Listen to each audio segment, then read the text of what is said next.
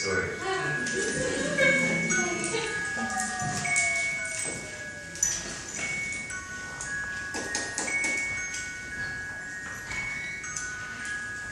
So, the boy tapped hesitantly on his brakes. The hill was steep, and there was traffic, and it seemed bottomless. Cars passed him, and he locked elbows straight in case he hit a bump, and his handlebars decided to swerve him in front of a car. But the road was smooth, and cars had brakes, and he wasn't ever going to get hit. But worse than the mortal fear he felt towards the motor cars was the feeling he got every time another bicyclist sped by him, uninhibited, usually with a bursting whoop of glee. It was something of embarrassment of falling short of being a stick in his own mud. When a beautiful girl on a shimmering purple and pale blue road bike wheeled by with a Doppler, he wasn't cruising next to her. His shame was too much, and he stopped his bike, which wasn't much of a feat, going so slow, and slumped off, almost laying his bike in the shady grass, where it would have been fine, but instead rationalized propping it against a tree, assuming the tree didn't mind, which it really didn't, but you shouldn't just assume.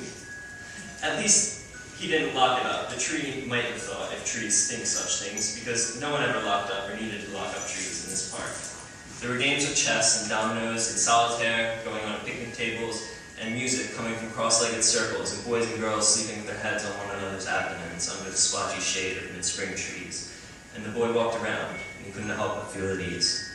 Never once touched his brakes. Sat right down and lost a game of chess to a girl 5 years his younger, who wore glasses and no more than 10 moves. Sat where he was and listened to the long-haired boy pick out some song on his guitar that everyone recognized, and everyone who heard it sang along.